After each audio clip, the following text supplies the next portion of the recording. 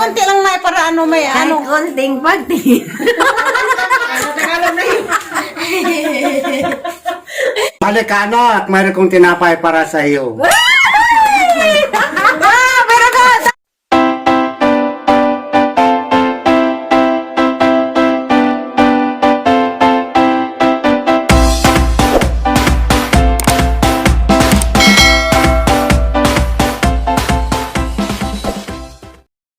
Hi guys! Good morning! Ako po ito si T-Reverse. Ngayong araw na to, kami ay magtatagalog. Kasi hindi kami makalabas ng bahay. Kasi ay umuulan doon. Ang lamig-lamig. Para kang nasa Bagyo. Ang tuhod mo ay manginginig. Sa sobrang lamig. Tapos ngayon, magtatagalog ako. Tapos Kinkin. Magsalita sa kanyang sarili kung anong masasabi niya. Okay, mau jay siya. Jay, ikaw sa akin na. Bakit lagi ko kay mau ikaw sa akin? Bakit hindi ka marunong mag-Tagalog? Nanood ka naman ng TV, yung ano, Once Upon a Time. Tagalog naman yan, oh. Saya, man to sila, di man to Tagalog. Yung TV, Tagalog, magbasaya pa sa TV, Tagalog man. Wow, uy. Mag-Tagalog ka ngayon. Kung hindi ka mag-Tagalog, wala kang sahod. Nakakain na ba ni Udto? Hindi kita bigyan ng 20 pesos na pambili mo ng merinda. Mag-Tagalog ka na. Sa sunod na panahon, kung magkapunta ka ng Manila, doon ka makapag-asawa. Oh, no. Di, marunong ka na mag-Tagalog, kaya mag-practice ka na ngayon. Para hindi lang sa pag-asawa. Kung papunta mo ng Manila, magtrabaho ka, di, marunong ka na sa interview. Ang Tagalog ay importante rin yan pag maghanap buhay ka sa Manila. Sige na! Tagalog na! Talita ka lang tungkol sa mama mo, papa mo, Yan, inga na. kapatid mo, mga kaibigan mo doon sa Maribok, yung mga, ano mo, mga kapitbahay na mga mabait, yung hindi rin mabait. Tagalog mo yung naramdaman mo nandito na wala yung kuya mo. Oo, Itagalog mo yung ano mo. masaya ako kasi wala ang aking kapatid. Manunuway din kang nako. Ang wala ko. Sigin Hindi! Anong masasabi mo na tungkol lang sa pagbakasyon mo dito sa Alicia? Kung anong nararamdaman mo, kung na-miss ka ba doon sa Maribok? Ready? Papangan min nakibaw sa Tagalog. Mabit ang sige kong TV kaya makabaw ko. Ano ba yan, Kinkin? I can... Hindi ko marunong mag-Tagalog, ha? Di. Kung mabakasyon ako sa Manila, hindi kita isama. Kasi nakakahiya ka lang doon, magbisaya ka. Kukibaw Tagalog, alangan.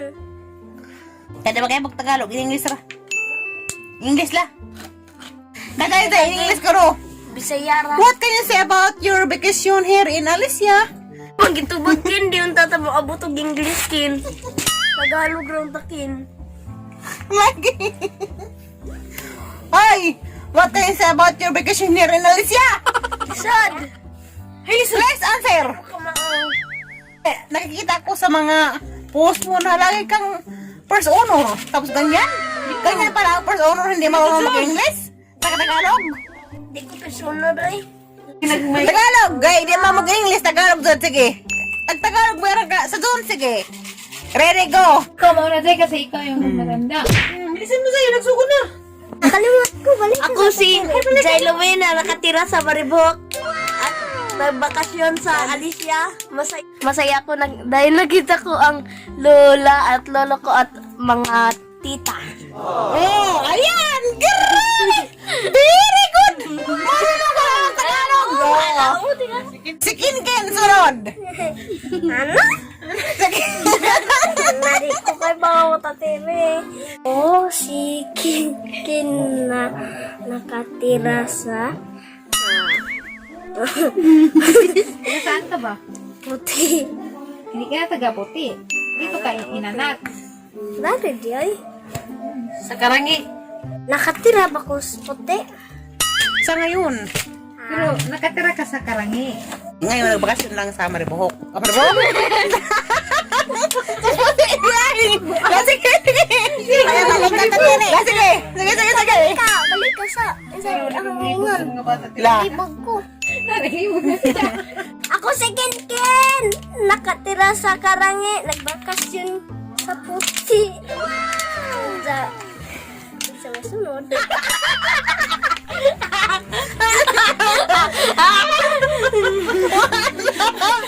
Yung sinasabi mo, mas marami-rami din ang pinagsalita mo. Hindi yung kunti lang, 2, 3, damihan mo. O, sana, Zay? Sige. Ako si Kinkin nakatira sa Karangi. Nagbakakasyon. Nagbakakasyon. Di, Jay. Dapat lang talaga mag-practice ng Tagalog para pagdating mo Manila, hindi ka mauwawan doon. Huwag kang pumunta ng Manila, Kid, kasi maraming tubig doon. Kasi dati, ang experience ko rin sa Manila, kasi dati hindi na ako marunong ng Tagalog. Nung inutusan ako na pabili ng tuyo, sinabi ko sa tindahan, tao po, pabili ng buwad, sabi ko. Yung tindira, dumilat ang mata. Sabi ng tindira, anong buwad? Doon ako na ano, kinakabahan ako ha. Ang buwad pala sa Manila ay tuyo. May pala tuyo. Tuyo. Yan, hindi ko makalimutan sa San Juan. Nandito rin ang dalawa kong kapatid sa ano, Nasi Mama sa Suok. Halala. Wala talaga kami magawa dito sa bahay. Bye. Lagi na lang nag-ano dito sa kwarto, naglubog-lubog. Lubog-lubog. Maragiro.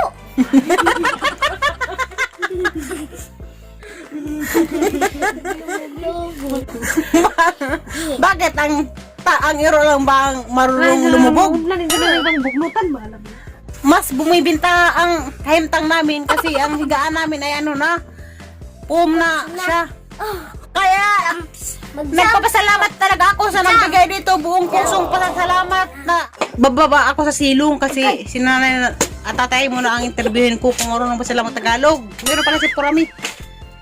Si Purami! Purami! Gusto ko kulan! Nag-edit ako dito. Mag-ano? Sit na ako dito sa inedit ko. Hindi pa rin matapos-tapos. Mag-Tagalog ka nga ng kahit kunti. Gusto ko marunong yung Ay, Tagalog ako mo. sa Tagalog. Gubuhan ka. Yung ano, magandang Tagalog ba? Alis ka nga dyan kasi ang baho mo. Baho mo na pa. Hindi ka pa naliligo. Uy, hindi. Nagbibihis naman ako. Umalis ka sa giliran ko. Ay, harapan ko. Bago pa magdilim ang paningin ko. Pag nagdilim ang paningin ko, baka lalagpag ka talaga sa ligi. Alis ka nang kasi nag-edit ako. Ano pa na? Nandito na ako sa baba ng silong namin. Silong? Baba na silong. Nandito na ako sa baba ng silong namin. Tapos ito, sinanay naman ang interviewin ko kung marunong ba ito mag-Tagalog. Baka ay makapunta sa Manila, magkapag-asawa ko ng taga Manila, dalhin ko sa doon para hindi siya mahirapan na Tagalog doon sa Manila. Nay! Magsalita ka sa sarili mo na Tagalog kung saan ka nang galing. Hindi ko ka-istorya Tagalog. Hindi ko ka-istorya. Konti lang, Nay! Oo, makasabot ko Kahit Tagalog. konti lang, Nay! Makasabot yung Tagalog, hindi ko makasulti. Mahal na. Ano? Kahit konting pagti. Tagalog na yun.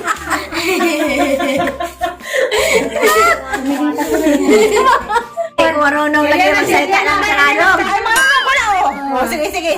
Tatire. Oo, nakapunta na ako sa Manila, pero hindi ko magsabi ng Tagalog. Ayun, very good. Nagsabi na pala ng Tagalog. Very good yun ay. Tama. Ano pa mga doon ay, mga experience mo doon ay. Katulad ka naman sa San Juan na matagal-tagal din ang panahon. Hindi ka ba nakaintindi ng Tagalog doon?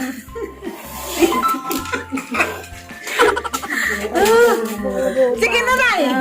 Ano pang mga ano? Yung mga ano ba? Kunti-kunti lang. Wala na. Wala na. Kaya doon tira ko sa Bulacan, kung hindi man ko mag-Tagalog, Bisaya man ko dito.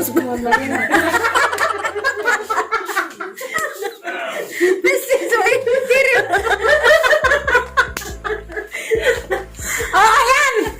Nahihirapan sila mag-Tagalog. Ay, nako! Sila tayo naman ang Marunong ko magsalita ng Tagalog. Oh, sige. Halika at mayroon kong tinapay para sa iyo. Pero tapos, ano ba tayo? Yung mga, ano mo tayo, mga karanasan mo sa Manila, nagpunta ka doon. Dati kasi nung bata ba kami, nagpunta ka sa Manila ng kunting panahon lang din. Ano naman ang mga karanasan mo doon, tay? Naligaw sa tatay. Nilakad yung munting lupa, ay, alabang munting lupa. Saan ka dito sa Manila? Nagsakay may kanang na isa na? Kanang Sa kalika. Ilarte. ilate. Gawa ko kalimutan nga kanang ilate na may queen. Hindi mo ko ang gilakad. Coins. Ang gilakad ba kay hindi man ko makaagi. Mga nailat ko dito sa Manila. Hindi na mas kalaban. Ay, nako! Yan lang pala, si tatay talaga hindi marunong mag-Tagalog. Hindi na ako mag-aasawa nito ng Tagalog. Kasi hindi sila makaintindi. Tagalog, bastos ng Tagalog. Ang ilagay. Ilagay mo diyan. Sabi sa Bisaya, ang lagay, butang niya, bastos. Lagay. Ilagay mo diyan. Di sa Bisaya, Tapos yung ilagay, langgam. butang ang mo lagay. Ay, tsaka yung langgam sa Tagalog, lumipad. Ang langgam sa atin gumapang. Yun yun. Ang karanasan ni tatay sa Manila, alam niyo ba guys, yung sumakay siya ng LRT? Di ba may ano dyan, may isuksok na ano? Card? Dati. Hindi niya alam yun na may isuksok pala. Wala, hindi pa card yun. Ay! Pa yun. Dati pala hindi card. Ano pala? Dati pa yun. Coins pala, coins. Si tatay kaya hindi siya marunong kung paano yung gawin yung isuksok sa coins. Siya ay lumukso na lang siya sa doon. Lumukso sa may harang. Buti naman tayo hindi ka pinusil sa gwardiya. Amang, ay, namang gibot ang queen, pero ang awan naman. Bahala na. Kasi Tagalog salin. Naku tay. Mahirap yun kasi ano, lumukso ka doon. Dapat hindi ka lumukso. Tarong ka na sa gwardiya. Sakay pa na stin, pwede pa ng kuilawa. Kay, sakay pa rin. Bisaan mo ko. Pag sira pa ako naman, asan ko katulong na rin. Ito kuilawa na ito na. Uwihan ka pero. Pag-abot sa monumento, dito lingkod. Dati Julie naman kasi ano to, lumaki to sa Manila. Ako yung tabihan ka tayo. Ang Tagalog nito ay ano talaga, parang wala talagang halo-halong Bisaya. Puro talaga Tagalog. Wala, meron din sinaksak Bisaya, Tagalog din. Matagal na ako sa Manila pero hindi ako marunong, hindi masyadong magaling mag-Tagalog. Ako yung tabihan mo tira eh. Mga 3 taon yata ako sa Manila, sa mga ate ko. Nahirapan din ako sa kalisod. Nahirapan ako sa kalisod doon sa mga ate ko. Pero okay lang. Mahirapan din sa kalisod. Mahirap! O yun na guys, mahirap talaga ang Tagalog guys, no? Mas maganda talaga ang Bisaya. Kasi mabilis lang bigasin. Ang Tagalog kasi nagkabali-bali. Yung ano, hindi natin makalita ng maayos. Si Ate Monica ang pinaka-ano sa Tagalog. Pinakamagaling. Pinakamagaling yan. Hindi may ikaw, te. Sa Manila, te, ano bang magandang mga nangyari doon sa'yo? Sa mga kayabuyaban mo. Ay, ang kawibuyawan, masakit sa akin yan. Huwag mo nang itatanong. Kasi ang love life ko sa Manila, hindi maganda. Gusto mo tono batanggin nyo. Ay, naku, ire. Talo kayong lahat. Ay, naku, ire. Naku, ire. So, na guys. Yun lang ang nagawa ko ngayong araw kasi kung wala nga sa labas, hindi kami pwede doon magbasa-basa. Baka kami ay mahiranta, wala naman kaming pabiling pasitamol. Ito lang ang nagawa ko ngayong araw. Dito lang sa loob ng bahay, nanggugulo ako sa kanila. Gulo ko Ang ng ingay, yung mga akong, ang ingay, aliwaras. Wala ka, kung may aliwaras sa taas, yung pala, sila pala doon. So, yun lang guys, ang naibahagi ko ngayong araw. Kasi dito lang ako sa loob ng bahay, hindi ako makalabas-labas. May dumating kami na bisita. Ito pala yung ano, guys! Ipakita ko sa inyo. Ito pala si Hunsoy guys. Siya ang nagpanday sa aming treehouse dun sa ibabaw guys ba. Siya ang gumagawa dun sa treehouse namin. Sa Askaw. Siya ang gumagawa sa manang bukdodoy.